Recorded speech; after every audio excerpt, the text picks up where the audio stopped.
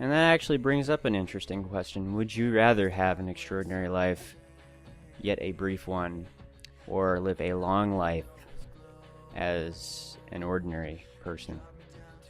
Very few get to live an extraordinarily long life,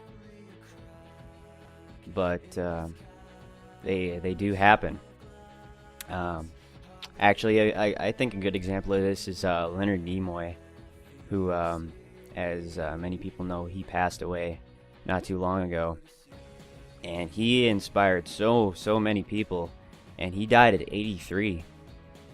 So he lived a decent time, and I know that's not the longest. That's not a record or anything, but like, it's kind of hard. Like when I think of how long people live, it's like a decent lifespan nowadays should be like 83 or something like that.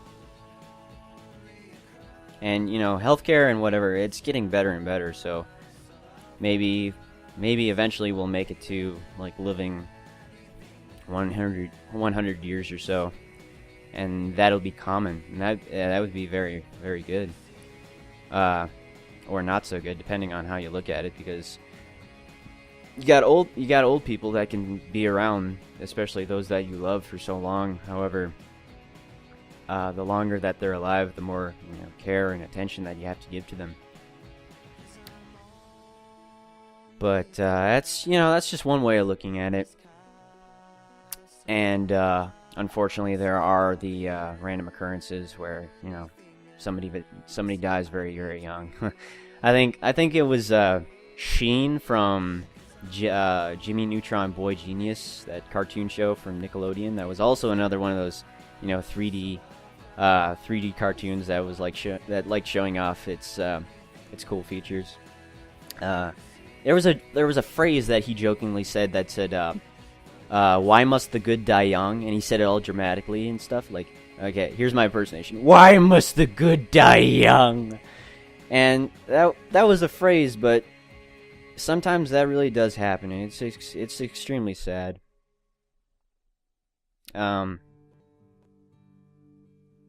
don't really have a comment about that, because I'm like I'm 19 going on 20 and I'm still alive, so well, I really hope I can keep doing this, but yeah. So what would you rather be? An extraordinary person living in a short lifespan, or would you rather be a normal person and just live a long lifespan? But I guess those people need to be around, kind of as like the scribes of their time, seeing everything go by, noticing everything, and like at the very end of it, have all this wisdom and all this knowledge to share with the next generation, or the previous ones, because it is fast approaching that my generation is going to be taking over, like how the world will work, and I have high hopes for it, because otherwise, like, how are we really going to be if like our generation's just like the Call of Duty squeakers out there who just they start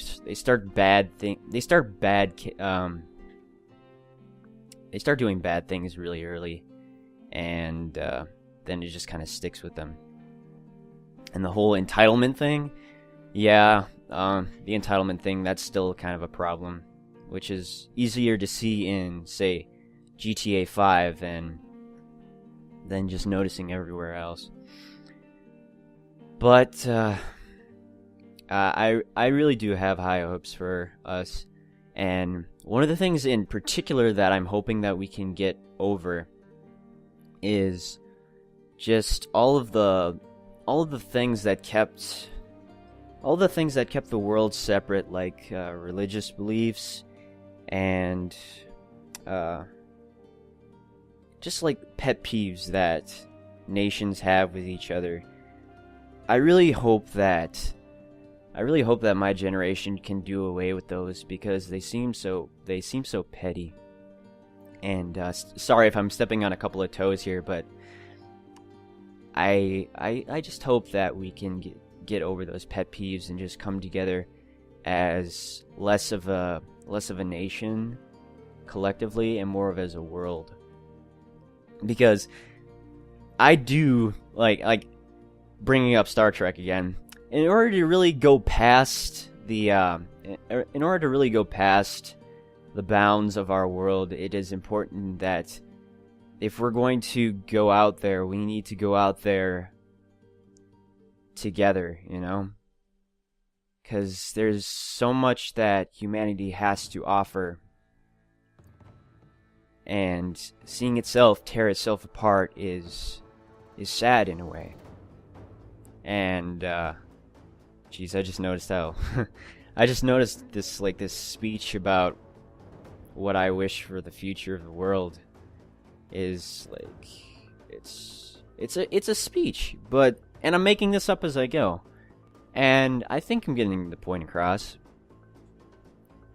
But back to what I was saying, just it's important to stand together as a species, as humanity as a whole, because, you know, we may be different and we may have our disputes, but does that really mean that there is no compromise?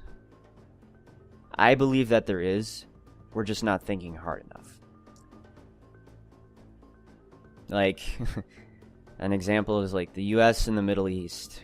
US, it wants the oil, and Middle East, it wants, it wants, you know, it doesn't like Israel and the Jews, and a lot of people, like anti-Semites, they don't like Jews. And really, it's stupid to hate a religion based off of false knowledge, because Jews have been punished for years and years over something that it never existed to really begin with. And those cases that are being made, somebody's vacuuming outside, so the cases, you shouldn't look at something as a whole based off of a small experience. And that's why every time I learn about something new, I want to see many cases about it. I want to see as much as I can about it. And if somebody has like the particular cases for me to look at that gives me an overall view of it, that's great, because then I can make my own decisions about what it's like. So yeah, I guess if there's one thing that out of this speech you should really take hold, it's just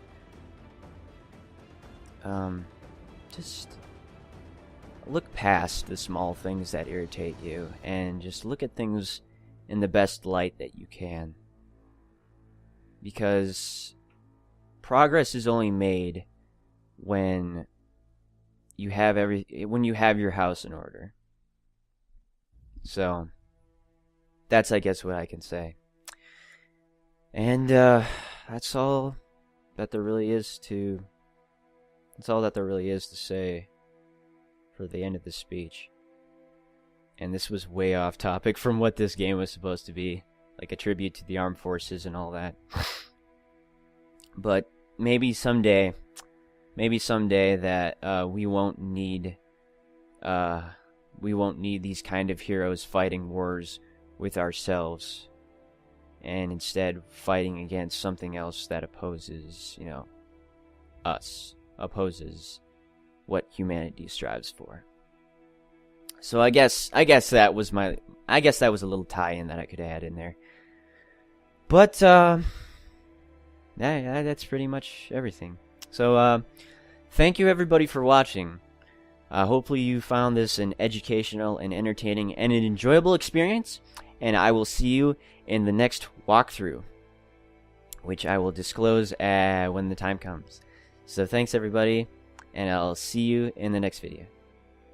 Bye!